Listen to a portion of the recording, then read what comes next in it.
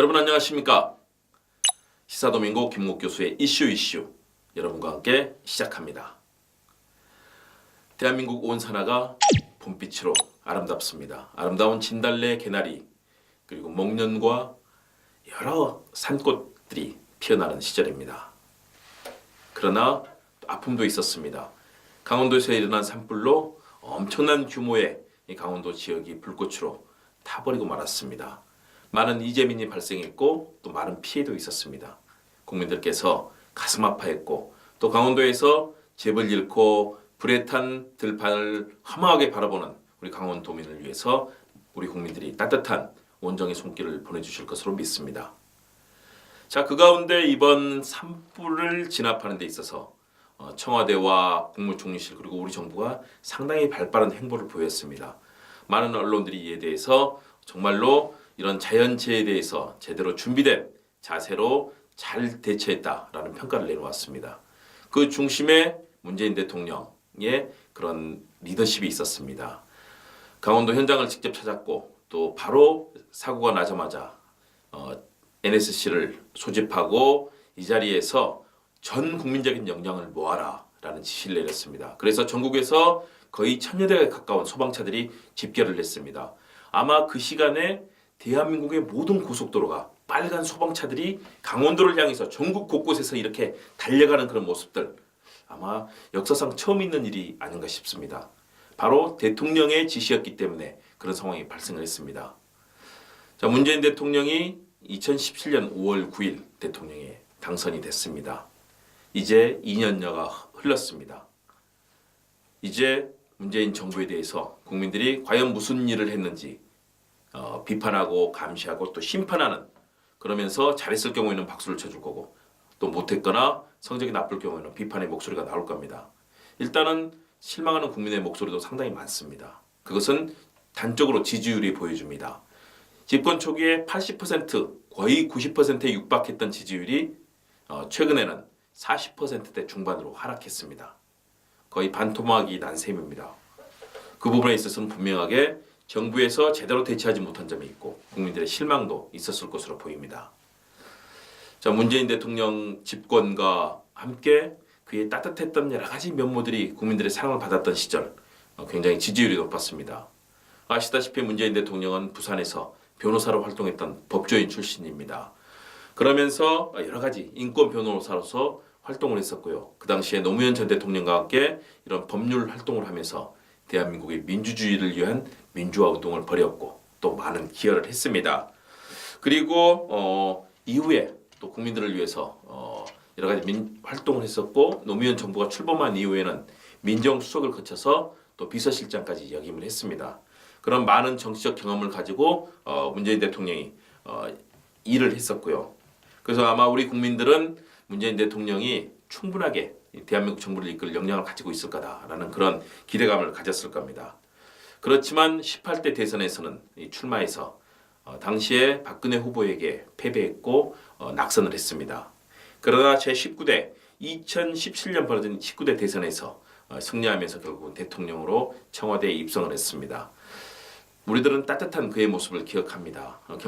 경남 양산의 집에서 토리와 또 여러 가지 애완동물들과 함께 따뜻하게 지내는 그런 아주 소박하고 소탈한 모습들 그리고 집권 초에 과거에와 달랐던 그런 대통령의 모습을 통해서 그는 국민들의 많은 사랑을 받았습니다. 과거의 대통령들은 굉장히 위압적이고 권위적이었습니다.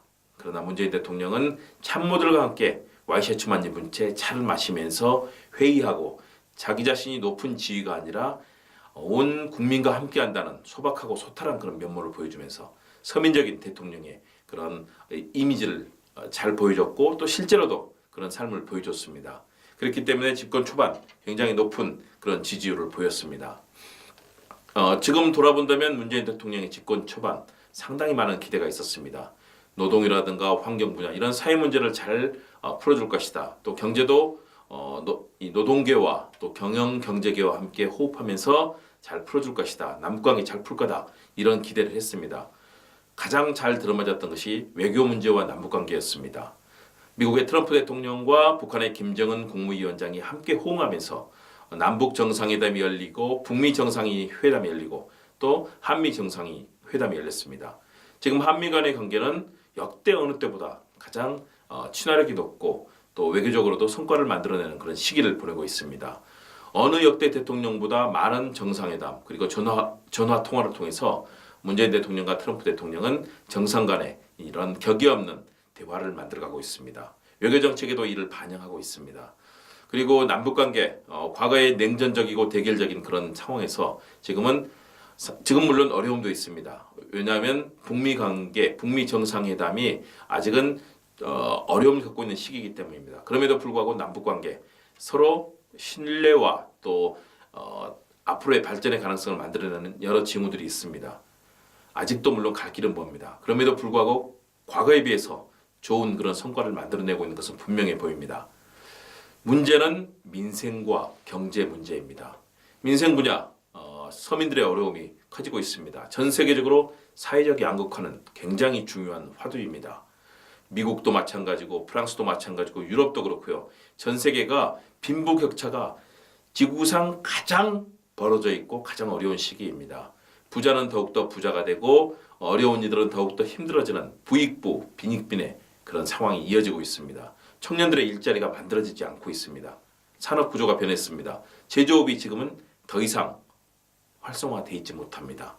제조업의 미래가 어둡습니다. 제4차 산업혁명으로 인공지능이라든가 또는 사물 인터넷 이런 새로운 흐름들이 만들어지고 일자리는 점점 더 사라지고 있습니다. 그런 가운데서도 일자리를 만들어야 되는 정부의 어려운 입장 이해할 수는 있지만 그럼에도 불구하고 해내야 합니다. 많은 청년들이 대학을 졸업한 이후에 일자리가 없습니다. 40대 50대 명퇴하고 나와 갈 곳이 없습니다. 창업하면 요즘 경기 상황이 좋지 않기 때문에 프랜차이즈 만들었다가 곧바로 또 문을 닫는 어려운 상황이 이어집니다. 노년층도 마찬가지입니다. 지금 과거 어느 때에 비해서 국가에서 만들어진 복지 시스템은 어느 때보다 좋습니다. 기초연금이 만들어지고 전 세계 우리나라의 의료보험이라든가 건강보험 이런 부분들 국민연금 전 세계에서 가장 시스템이 좋은 나라입니다. 그러나 그 양은 아직은 부족합니다.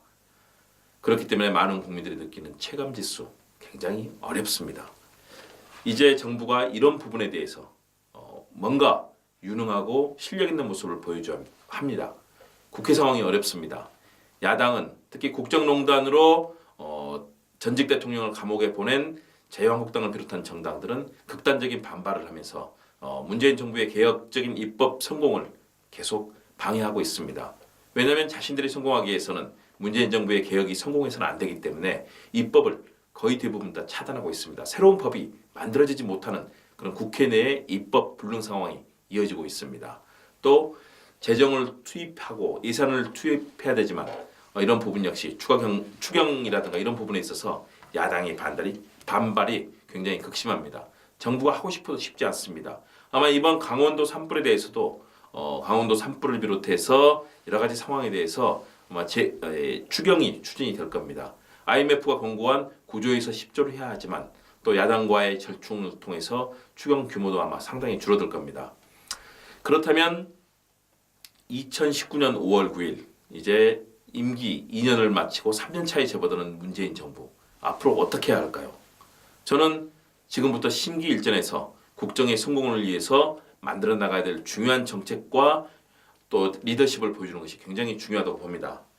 첫 번째 문재인 정부는 원칙과 철학을 견지하되 실용적이고 유연한 접근을 할 필요가 있습니다. 소득 주도 성장 맞는 정책입니다.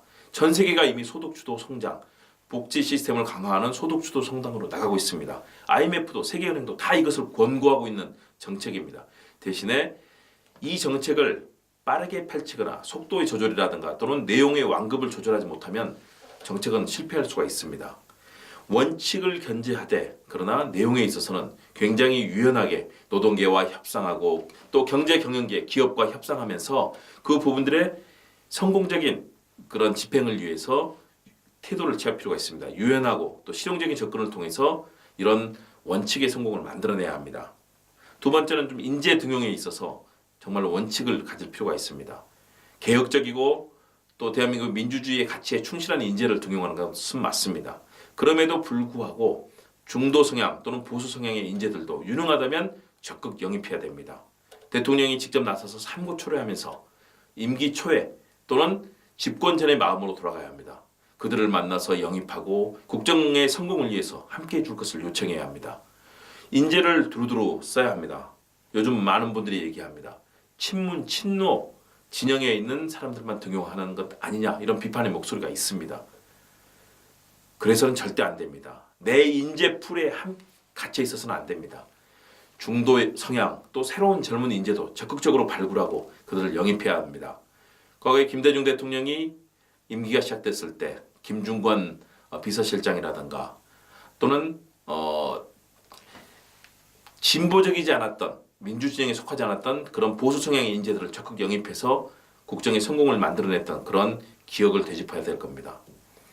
내 진영의 사람이 아니라도 유능하고 또 국민들의 신뢰를 받는다면 저는 적극적으로 영입하고 그들과 함께 성공의 길을 만들어갈 것을 요청하고 싶습니다. 왜냐하면 정치는 우리 편만으로 할 수가 없습니다. 다수를 만들어서 국정의 성공을 이끄는 것, 이것이 정치의 성공을 이끄는 요체이기 때문이다. 두루두루 인재를 영입하고 또 그들이 일할 수 있는 환경을 만들어줘야 합니다. 정부 부처도 마찬가지입니다. 내 편에 있는 사람들만 등용하다가는 국정에 있어서 어려움을 겪게 됩니다. 세 번째는 국민 통합의 정치를 펼쳐야 합니다. 야당, 극단적인 반발을 하는 야당이 있습니다. 자유한국당의 경우 특히 그렇습니다. 그리고 박근혜 정부의 국정농단을 옹호하는 그러면서 거리 시위만 이어가는 대한민국당 같은 그런 극단적인 극우 정당이 있습니다. 그들도 존중은 해야 합니다. 존중하되 그들이 호응하지 않을 때는 다른 야당과 함께라도 손을 잡고 국정의 성공을 만들어가야 합니다. 바른미래당에 개혁적이고 좋은 의원들도 있습니다. 민주평화당에도 함께할 수 있는 좋은 그런 인재들이 많습니다. 정의당 내에도 있습니다. 자유한국당도 포기해서는 안 됩니다. 그런 인재들을 적극적으로 함께할 수 있도록 해주고요. 또 그들과 협의해서 좋은 정책을 입법화하고 또 재정을 투입해서 국정의 성공을 이끌어가야 됩니다. 그런 측면에서 정치는 어느 한 지역, 진영에 머물러서는 안 됩니다. 과거에 박정희 정부, 전두환 정부 이런 정부에서 영남 인재들만 직접 발굴하고 영남 지역에만 재정을 투자하면서 극단적으로 영남 지역이 발전했던 그런 기억을 다 하실 겁니다. 전국이 골고루 함께 발전하면서 대한민국을 이끄는 그런 요체가 돼야 됩니다. 물론 영남 지역에서도 대해서도 배려하고 함께 갈 수 있는 대한민국 전체가 함께 할 수 있는 그런 지역 균형 발전을 이루어야 되고요. 또 그런 인재들을 어느 지역에 국한하지 말고 곳곳에 있는 그런 인재들을 발굴해서 국민 통합의 정치를 펼쳐야 합니다. 네 번째는 관료주의를 혁파하는 것이 중요합니다. 지금의 관료주의 아직도 복지부동에 머물러 있습니다. 과거의 관행에 머물러서 개혁에 있어서 스스로 나서는 모습 관료들이 보이지 않고 있습니다. 정부 부처가 활기를 찾지 못하고 있습니다. 저는 관료주의가 움직일 수 있도록 정부 부처의 장처관, 국장급들이 적극적으로 나서야 하고요. 대통령과 총리 함께 이들과 함께 새로운 정책을 발굴하고 회의하고 토론하면서 그 이슈를 전 국민적인 어젠다로 만들어가는 노력을 기울이는 것이 굉장히 중요하다고 봅니다. 관료주의가 복지부동, 안일무사에 머물러 있어서는 안 됩니다. 정부 부처의 공무원들, 관료들이 신이 나서 뛸 수 있도록 그들에게 성취 동기를 부여하고 또 잘못했을 때는 과감하게 질책하고 책임을 지게 만들어줘야 됩니다. 관료들이 뛰어야 대한민국 정부가 성공하고 대한민국의 민주주의도 성공할 수 있습니다. 관료가 굉장히 중요합니다. 그들이 일할 수 있는 환경을 만들어주고 성취 동기를 불어넣는 것 필요합니다. 다섯 번째는 정책 개발이 정말로 필요합니다. 그동안 있었던 소득 주도 성장, 혁신 성장, 민주주의의 회복을 위한 적폐청산과 개혁 좋습니다. 그러나 그 구체적인 내용들이 실제 현장에서 피부로 다가오질 않고 있습니다. 국민들에게 정책 어젠다를 제대로 보여주는 것이 필요합니다. 다양한 수백 개의 정책이 필요한 것이 아닙니다. 국민들이 함께 호응할 수 있는 10개 정도, 5개에서 10개 정도의 핵심적인 구호와 정책 어젠다를 현실에서 실천할 수 있도록 만들어주는 것이 중요합니다. 선택과 집중이 필요합니다. 모든 것을 다 잘할 수는 없습니다. 현재 우리 정부의 여건, 또 재정 상황, 또 이런 정치의 극단적인 대결 상황에서는 쉽지 않은 상황입니다. 그렇기 때문에 이런 부분에 있어서 새롭게 역사를 쓴다는 마음으로 정책 어젠더를 제대로 균형되게 잡히게 해야 되고요. 또 그것들을 발굴해서 국민들께 다가갈 수 있도록 소통하고 커뮤니케이션 하는 능력도 필요합니다. 그런 측면에서 정부의 정책, 청와대 그런 여러 가지 진행되고 있는 국정에 대한 현안들을 국민들께 잘 알리는 것도 중요합니다. 그러기 위해서는 언론과 함께 자주 이에 대해서 소통하고 또 대화하고 토론하면서 언론이 이를 우리 국가의 중요 어젠더로 발굴할 수 있도록 하는 노력도 필요합니다. 여섯 번째는 청와대의 문턱을 낮춰야 합니다. 문재인 정부 초기에 소탈하고 또 참모들과 함께했던 그런 모습들이 지금은 굉장히 닫힌 청와대 모습으로 가고 있는 것 아니냐라는 우려하시는 분들이 많습니다. 청와대를 많은 사람들에게 개방하십시오. 문턱을 낮추십시오. 현장의 쓴소리를 경청하는 것이 필요합니다. 지금은 그것이 임기 초반에 적극적이고 열린 마음에서부터 지금 상당히 닫혀있다라는 그런 얘기를 하시는 분들이 많습니다. 이런 민심을 받을 필요가 있습니다. 정치권과도 소통하고 함께 만나는 자리를 만들어야 됩니다. 저는 이런 6가지 제안을 통해서 첫 번째는 역시 이 정책 조율에 있어서 유연성과 효율성을 발휘할 것을 다시 한번 첨언드리고 싶습니다. 정책이 딱딱하게 굳어서는 안 됩니다. 21세기에 걸맞는 그리고 대한민국의 현 상황에 걸맞는 그런 정책으로 성공적인 입법화가 돼야 되고 이것이 실천이 돼야 됩니다. 반대 세력이 많습니다. 이번 4.3 재보궐선거에서 드러났듯이 야당에 대해서도 비판적이지만 여당에 대해서도 또 정부에 대해서도 우려하는 목소리를 내는 이런 국민의 민심을 경청해야 합니다. 지금 무조건 반대만 하는 야당 현실입니다. 어떻게 하겠습니까? 그들의 존재를 인정하지 않을 수가 없습니다. 그들도 함께 뛸 수 있도록 적극적으로 배려하되 함께 목소리를 낼 수 있는 중도 보수 성향의 합리적인 세력들과 함께 자주 대화하고 토론하고 또 그들과 함께 정책 운영을 논의하는 그런 모습을 보여줘야 합니다. 더불어 참모진 개편 필요합니다. 최근에 청와대 내 사고가 많았습니다. 인사비서관이 음주 운전으로 해서 결국은 물러나는 사례가 있었고요. 또 대통령의 이별할 수 있는 대변인이 부동산 관련해서 불명예스럽게 물러났습니다. 인사청문회도 순탄치 않았습니다. 왜 이런 일이 벌어질까요? 대통령의 의전과 관련된 외교적 실수도 나왔습니다. 참모들이 지금 안이해졌고 제대로 대통령을 보좌하지 못하고 있다는 그런 목소리들이 많이 나오고 있습니다. 집권여당인 더불어민주당도 그런 건의를 한 것으로 알고 있습니다. 참모진 정말 국민을 위해서 24시간을 밤샘하면서 노력할 수 있는 그리고 이것을 국가에 대한 애정과 대통령에 대한 그런 충성으로 해낼 수 있는 참모들이 필요합니다. 주 52시간 지키는 것은 국민들의 권리입니다. 청와대 참모들에게 그런 권리 없습니다. 청와대 참모들은 24시간 국민들을 위해서 봉사해야 됩니다. 청렴하고 투명하고 국민들을 위해서 봉사하는 도덕성을 가져야 됩니다. 그리고 열정을 가져야 됩니다.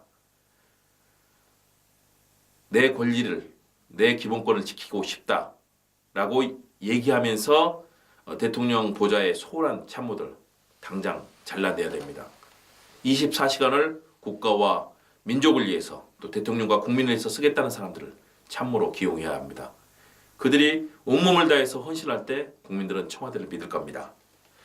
그리고 행정부의 역량이 제대로 발휘될 수 있도록 총력전을 펼쳐야 합니다. 행정부 관료들이 움직이지 않는다면 모든 정책은 실패할 수밖에 없습니다. 국회와도 자주 대화하는 모습을 보여야 합니다. 지금 대통령 지지율이 낮아졌다고 하지만 과거 정부를 볼 때는 결코 낮은 수준은 아닙니다. 그만큼 국민들의 기대는 살아있습니다. 대통령이 솔선수범하는 것도 큰 그림과 프로그램, 세부적인 그런 구체적인 내용들을 준비하고 또 집행하는 과정에서 이루어져야 됩니다. 문재인 대통령 그리고 정부의 성공은 단순하게 한 정부의 성공이 아닙니다. 거리에 나와서 국정농단을 비판하고 촛불을 들었던 온 국민들의 마음이 녹아있는 그 성공을 만들어내는 것이 그 마음을 녹여내면서 대한민국의 미래를 밝히는 그런 길이기 때문입니다. 절대 이 자리에 머물러 있어서는 안 됩니다. 임기 3년차 이제 많은 국민들의 비판의 목소리들 또 자라나는 질책의 목소리가 나올 겁니다.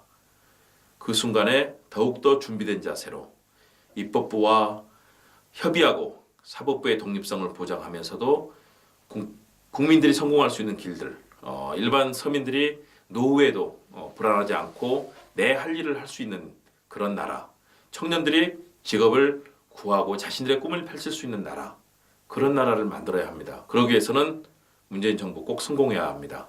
그러기 위해서 많은 개혁의 프로그램들을 직접적이고 또 구체적인 그런 세부적인 상황들, 국정 어젠다를 통해서 만들어 가시기 바랍니다.